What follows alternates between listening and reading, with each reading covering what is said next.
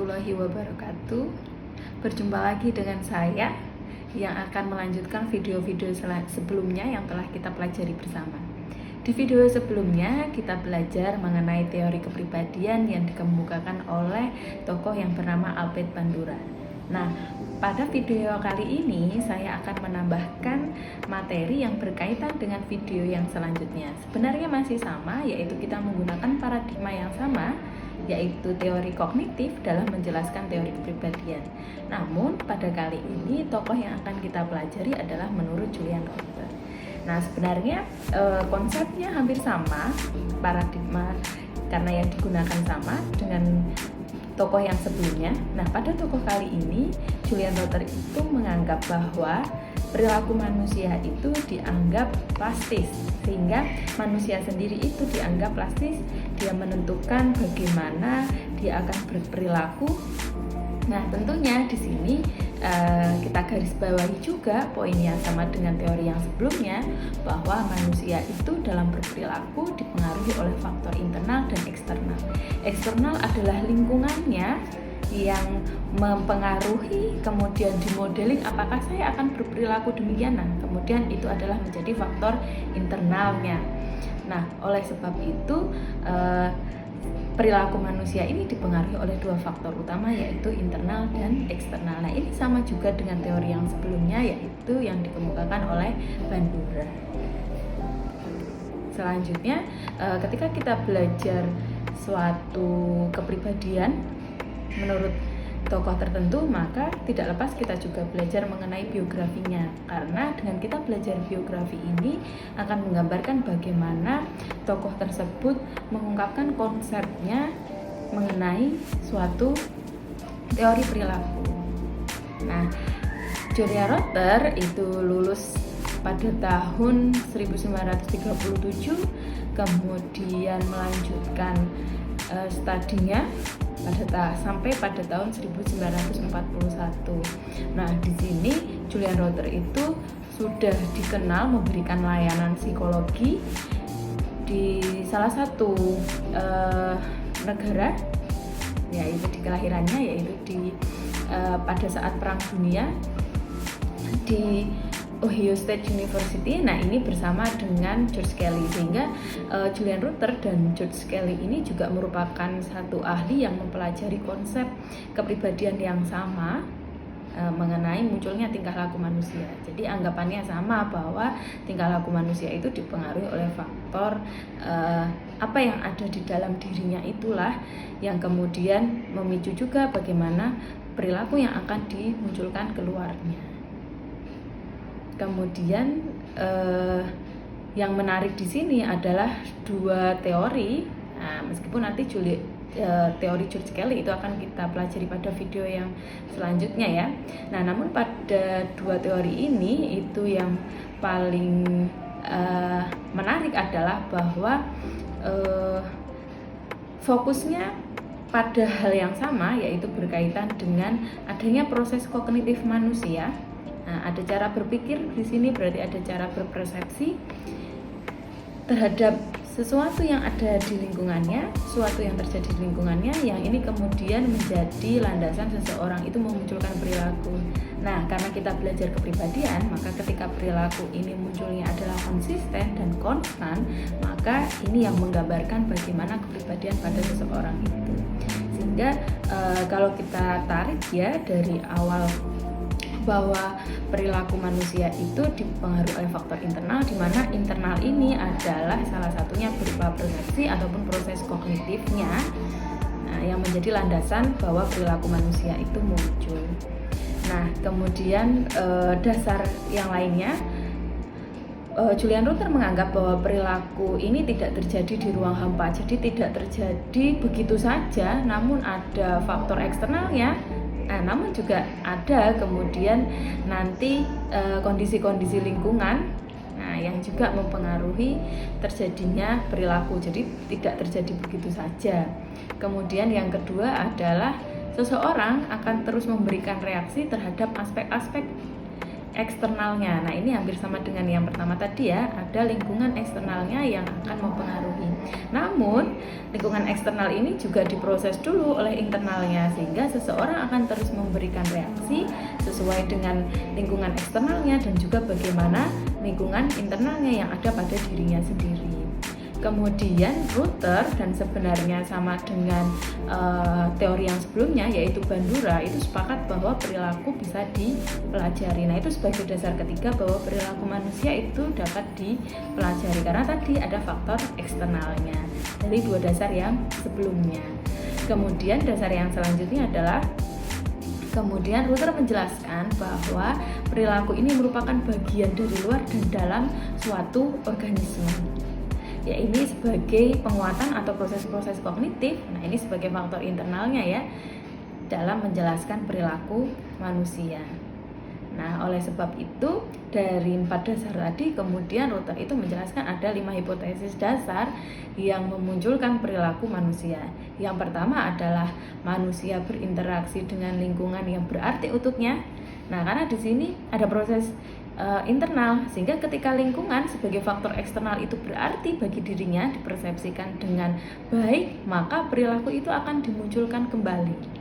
Kemudian hipotesis yang selanjutnya adalah kepribadian manusia bersifat dapat dipelajari. Jelas ya, karena ada faktor eksternal lingkungannya, kemudian dapat dipelajari, ada proses kognitif dalam mempelajarinya. Apakah saya akan memunculkan perilaku lagi yang demikian di kemudian hari? Nah, itu menjadi bagian dari hipotesis yang kedua bahwa kepribadian dapat dipelajari. Kemudian hipotesis yang ketiga adalah kepribadian mempunyai kesatuan yang mendasar. Jadi merupakan satu kesatuan yang utuh yang dipengaruhi oleh faktor internal dan eksternal. Kemudian selanjutnya hipotesis yang keempat adalah bahwa Ruther menjelaskan motivasi yang ada pada diri manusia itu terarah berdasarkan tujuan, sehingga ada tujuan untuk memunculkan perilaku yang kemudian inilah menggambarkan kepribadian manusia. Kemudian hipotesis yang terakhir adalah manusia mampu mengatasi setiap kejadian yang ada di sekitarnya karena dipengaruhi juga adanya faktor internal tadi, di mana digambarkan oleh Ruther adalah sebagai proses kognitif yang ada dalam diri manusia. Nah, oleh sebab itu Ruther itu sama dengan Albert Bandura bahwa dengan teorinya ini kemudian dikenal dengan teori pembelajaran sosial atau teori kognitif sosial yang sebelumnya dikemukakan oleh Albert Bandura. Nah, hal ini kemudian menunjukkan bahwa Ruther itu percaya ketika kita mempelajari perilaku, maka juga sebenarnya kita mempelajari bagaimana pengalaman sosial kita. Karena perilaku ini akan terbentuk melalui bagaimana pengalaman sosial kita selama kita berproses dengan lingkungan-lingkungan sosial kita sebagai proses pengalaman dari diri kita. Kemudian pengalaman inilah yang kemudian mempengaruhi bagaimana kita akan mengambil keputusan. Nah, kemudian keputusan ini adalah proses kognitif yang akan mengatur apakah perilaku ini akan dimunculkan di kemudian hari. Nah, ketika perilaku ini dimunculkan dan sifatnya konsisten, disinilah kita sedang belajar kepribadian manusia. Sehingga di sini pun pengalaman dan keputusan itu mengatur bagaimana kehidupan seseorang dalam berperilaku. Nah, kemudian Ruther itu juga menjelaskan bahwa kepribadian pada diri kita itu akan terus mengalami perubahan sebagai akibat dari adanya penampakan pengalaman-pengalaman baru yang ada di diri kita. Jadi sejauh kita memiliki pengalaman, maka bisa jadi kepribadian ini akan berubah kalau menurut Ruther. Nah, namun perlu kita garis bawahi juga bahwa kepribadian yang berubah ini kemudian tidak berubah dari kutub utara kemudian berubah menjadi kutub selatan ya, tidak kemudian berbalik 360 derajat bahkan. Namun adalah pertambahan perilaku yang menguatkan kepribadian seseorang ini akan bertumbuh, akan berkembang sejauh bagaimana pengalaman ini muncul pada diri kita sebagai seorang manusia. Nah, sehingga ketika kita belajar kepribadian menurut Rother itu adalah bagaimana kepribadian itu memiliki tingkat stabilitas dan kontinu begitu. Jadi berjalan dipengaruhi oleh adanya pengalaman juga yang ada pada diri kita. Nah, terakhir adalah mengenai konsep-konsep dasar yang dijelaskan Rother mengenai pembelajaran sosial. Nah, yang pertama adalah di sini ada konsep potensi perilaku. Sehingga potensi perilaku ini memungkinkan bahwa perilaku tertentu itu akan terjadi pada sebuah situasi tertentu pula. Jadi adanya potensi perilaku pada diri kita. Kemudian yang kedua adalah adanya pengharapan atau ekspektasi. Nah, di sini bahwa menunjukkan individu itu dalam berperilaku secara khusus pada situasi yang diberikan oleh penguatan yang bisa diprediksi olehnya. Sehingga ada prediksi, kemudian mengharapkan menunjukkan perilaku apa, ini ada pada konsep dasar yang kedua. Nah, selanjutnya konsep dasar yang ketiga adalah adanya reinforcement value atau nilai penguatan. Sehingga ini yang juga mempengaruhi bagaimana perilaku manusia itu muncul karena dipengaruhi adanya nilai penguatan. Nilai penguatan ini bisa jadi sebagai pembelajaran dari sosialnya. Nah, nilai penguatan ini biasanya berupa nilai-nilai yang ada di sosialnya. Kemudian situasi psikologis sebagai konsep dasar yang keempat. Nah, ini adalah kondisi-kondisi internal maupun eksternal. Nah, ini yang juga akan mempengaruhi secara konstan antara diri kita dengan lingkungan. Nah, selanjutnya adalah konsep mengenai kebebasan bergerak.